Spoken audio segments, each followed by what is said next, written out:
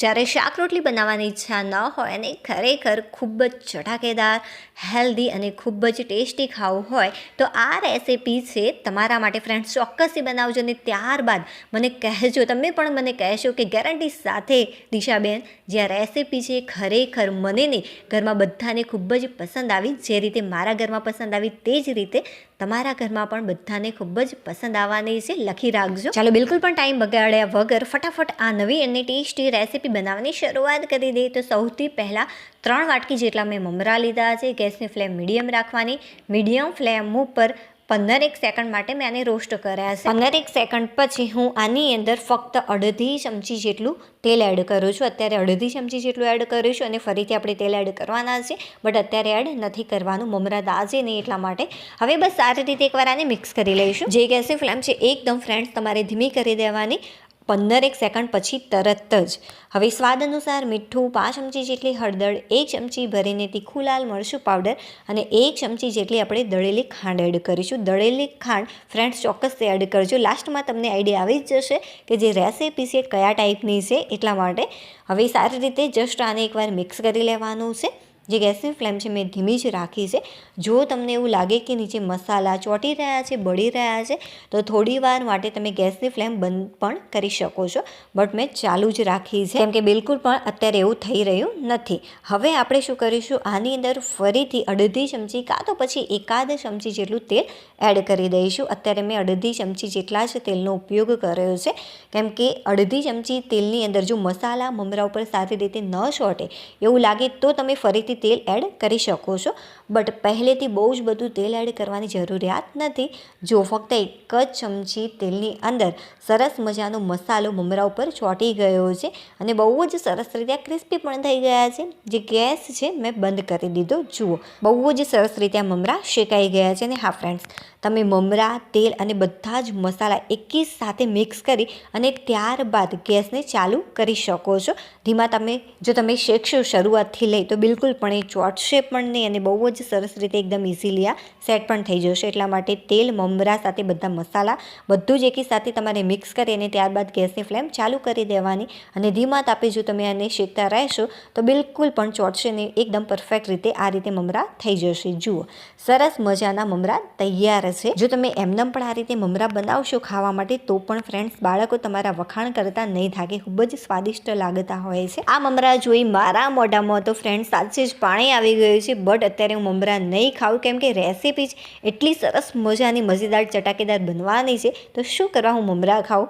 ચાલો જોઈ લઈએ આગળની પ્રોસેસ. તો આ માટે મેં 2 નંગ જેટલા કાચા ટામેટાં લીધા છે, એને આપણે આ રીતે કટ કરી દઈશું મોટા ટુકડાઓમાં. જો બંને ટામેટાઓને મેં કટ કરી દીધા છે. હવે આપણે સારી રીતે આને ક્રશ કરી લઈશું. જુઓ સરસ મજાની એકદમ ફાઇન પેસ્ટ મેં તૈયાર કરી દીધી છે. જો તમે કટરમાં કરવા માગતા હોય આ ક્રશ તો પણ તમે કરી શકો છો. થોડું દરદરું રહેશે બટ એનાથી પણ કંઈ ફરક પડવાનો નથી. હવે કોઈ પણ એક નોનસ્ટિક પેન અથવા તો કોઈ પણ કડાઈ કે તપેલીનો અહીંયા ઉપયોગ કરી શકો છો. એવું જરૂરી નથી કે નોનસ્ટિક પેન અથવા તો નોનસ્ટિક કડાઈનો જ ઉપયોગ કરવાના માટે. તો 3 ચમચી જેટલું મેં તેલ લીધું છે અને તરત જ આની અંદર 1 ચમચી ભરીને ઝીણું ચોપ કરેલું મેં લસણ એડ કરી દીધું અને ત્યારબાદ મેં ગેસની ફ્લેમ ચાલુ કરી છે. બંનેને એકી સાથે એડ કરી દેવાનું અને મીડિયમ ફ્લેમ ઉપર તમારે આને શેકવાનું છે જ્યાં સુધી સામાન્ય આનો બ્રાઉન કલર ન થઈ જાય ત્યાં સુધી. બટ હા, લસણને દજવાળવાનું બિલકુલ પણ નથી અહીંયા, નહીં તો જે ટેસ્ટ છે સારું નહીં આવે. જુઓ હલકું આ ટાઈપનું બ્રાઉન થઈ જાય તરત જ આપણે આની અંદર એડ કરીશું ઝીણી ચોપ કરેલી ડુંગળી. જે ગેસની ફ્લેમ છે તમારે ધીમી કરી દેવાની. જ્યારે તમને એવું લાગે કે હવે લસણ શેકાઈ ગયું છે ત્યારે તો ફ્રેન્ડ્સ 5 વાટકી જેટલી ઝીણી ચોપ કરેલી મેં આની અંદર ડુંગળી એડ કરી છે. સારી રીતે આને મિક્સ કરી લઈશું. ધીમા તાપે ડુંગળીને અડધી મિનિટ કાં તો 15 સેકન્ડ માટે તમારે શેકી લેવાની છે. ત્યારબાદ આની અંદર ઝીણું ચોપ કરેલું કેપ્સિકમ એડ કરીશું. તો 4 ચમચી જેટલું મેં લીધું છે. 4 ચમચી જેટલું ઝીણું ચોપ કરેલું ટામેટું, 2 થી 3 ચમચી જેટલું ઝીણું ચોપ કરેલું ફુલાવર એડ કર્યું છે. જે બાળકો શાકભાજી નથી ખાતા ખાતા, તમે ખવડાવવા માગો છો એ બધા જ શાકભાજી ફ્રેન્ડ્સ તમે આની અંદર ઉમેરી શકો છો. બાળકોને ખબર પણ નહીં પડે કે તમે આની અંદર આ બધા શાકભાજી એડ કર્યા છે. 4 ચમચી જેટલું ઝીણું ચોપ કરેલું ગાજર અને એટલા જ પ્રમાણમાં કોબીજ એડ કરી સારી રીતે આને એકવાર આપણે મિક્સ કરી લઈશું. જે ગેસની ફ્લેમ છે હવે આપણે મીડિયમ કરી દઈશું. બહુ ફાસ્ટ પણ નહીં અને બહુ સ્લો પણ નહીં, મીડિયમ ફ્લેમ ઉપર આને આપણે વધારીને અડધી મિનિટ માટે આ રીતે મિક્સ કરતા રહીશું, જેથી નીચે દાજે પણ નહીં ને એકદમ પરફેક્ટ રીતે આ કૂક પણ થઈ જાય. અડધી મિનિટ પછી જે ટામેટાની પ્યુરી આપણે તૈયાર કરી હતી એ બધી જ પ્યુરી આની અંદર એડ કરી દઈશું. અને હા ફ્રેન્ડ્સ, ટામેટાની પ્યુરી બહુ જ બધી આની અંદર એડ નહીં કરી દેતા, નહીં તો જે રેસીપી છે એ ખાટી થઈ જશે. એટલા માટે બને ત્યાં સુધી ઓછા પ્રમાણમાં એડ કરવાની. જો તમને ખટાશ ઓછી લાગે પાછળથી તો તમે થોડોક લીંબુનો રસ પણ એડ કરી શકો છો. એટલા માટે ગેસની ફ્લેમ છે મીડિયમ જ મેં રાખી છે. મીડિયમ ફ્લેમ ઉપર થોડીક ટામેટાની જે પ્યુરી આપણે એડ કરી છે એની કચાશ દૂર થઈ જાય ત્યાં સુધી તમારે કૂક કરવાનું. તેના પહેલાં આપણે ટેસ્ટ એવા મસાલામાં સ્વાદ અનુસાર 1 ચમચી જેટલું મીઠું, 5 ચમચી જેટલી હળદર, 1 ચમચી ભરીને ધાણા પાવડર, અડધી ચમચી અથવા તો 1 ચમચી જેટલો પાવભાજીનો મસાલો અથવા તો ગરમ મસાલો એડ કરી દેવાનો. જે ગેસની ફ્લેમ છે મેં થોડી વાર માટે ધીમી કરી દીધી કે જેથી મસાલા દાઝે નહીં. 1 ચમચી જેટલું કાશ્મીરી લાલ મરચું પાવડર અને થોડોક આપણે ગોળ એડ કરીશું, 2 થી 3 ચમચી જેટલું. સારી રીતે એકવાર આને મિક્સ કરી લેવાનું અને જે ગેસની ફ્લેમ છે તમારે અત્યારે ધીમી જ રાખવાની. હવે આપણે થોડી વાર માટે ઢાંકણને ઢાંકી દઈશું કે જેથી જે મસાલા છે એ ગ્રેવી સાથે સારી રીતે કૂક થઈ જાય અને થોડુંક શાકભાજી છે એની કચાશ પણ દૂર થઈ જાય. અને હા ફ્રેન્ડ્સ, એક વિડીયો બનાવવામાં ખરેખર બહુ જ મહેનત લાગતી હોય છે. થોડીક પણ રેસીપી તમને પસંદ આવી રહી હોય, યુનિક લાગી રહી હોય તો પ્લીઝ વિડીયોને લાઇક કરી દેજો. ચેનલ ઉપર નવા હોય તો ચેનલને સબસ્ક્રાઈબ કરવાનું બિલકુલ પણ ભૂલતા નહીં. અડધી મિનિટ પછી મેં ગ્રેવીને એકવાર સારી રીતે મિક્સ કરી દીધી છે. સારા પ્રમાણમાં પાણી ગ્રેવીનું બળી ગયું છે. હવે આપણે થોડુંક પાણી ફરીથી આની અંદર એડ કરીશું. શરૂઆતમાં બિલકુલ પણ પાણી એડ નહીં કરતા. એકવાર ટામેટાની થોડી કચાશ દૂર થઈ જાય ત્યારબાદ જ તમારે થોડુંક પાણી એડ કરવાનું. તો મેં આની અંદર બહુ જ ઓછા પ્રમાણમાં 4 થી 5 ચમચી જેટલું પાણી એડ કર્યું છે. સારી રીતે એકવાર મિક્સ કરી લીધું.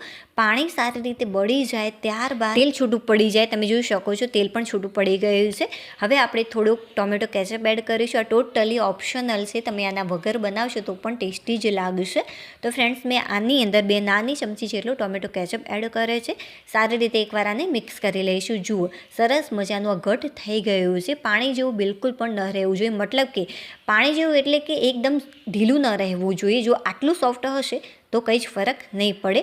બટ હા, બહુ જ ગ્રેવી ટાઈપ હશે, બહુ જ પાણી જેવું હશે તો રેસીપી સારી નહીં લાગે. એટલા માટે આટલું ઇનફ છે. હવે ફ્રેન્ડ્સ, આની અંદર જે આપણે મમરા તૈયાર કર્યા છે એ બધા જ મમરા ઉમેરી દઈશું અને સારા પ્રમાણમાં કોથમીર એડ કરીશું, 4 થી 5 ચમચી જેટલી. લાસ્ટમાં ફ્રેન્ડ્સ, સૂર્યપ્રકાશમાં હું તમને આનું ઓરિજિનલ રિઝલ્ટ બતાવીશ. તમને જોવાથી જ આઈડિયા આવી જશે કે જે રેસીપી છે કેટલી સરસ મજાની ટેસ્ટી બની હશે. તો ફ્રેન્ડ્સ, જો ફાઇનલી સરસ મજાની ટેસ્ટી લાજવાબ મમરાની નવી રેસીપી તૈયાર છે. એ પણ ખૂબ જ હેલ્ધી અને ખૂબ જ ટેસ્ટી શાકભાજીથી ભરપૂર બનાવી છે આપણે. ચાલો ભાઈ, ફટાફટ આનો ટેસ્ટ કરી લો અને તમને સાચી માહિતી આપો કે મને આ રેસીપી કેવી લાગી. કોથમીરથી આપણે આને ગાર્નિશ કરીશું. જુઓ કેટલી સરસ મજાની દેખાઈ રહી છે. મારા મોઢામાં તો પાણી આવી ગઈ. ફ્રેન્ડ્સ, તમે એકવાર ચોક્કસથી બનાવજો. વાવ ફ્રેન્ડ્સ, ખરેખર સુપર્બ લાગે છે. ચાલો હવે આપણે ફરીથી મળીશું એક નવી ટેસ્ટ અને હેલ્ધી રેસીપી સાથે. ત્યાં સુધી બાય. અને હા, વિડીયો સારો લાગ્યો હોય તો ચોક્કસથી લાઇક કરી દેજો. બાય.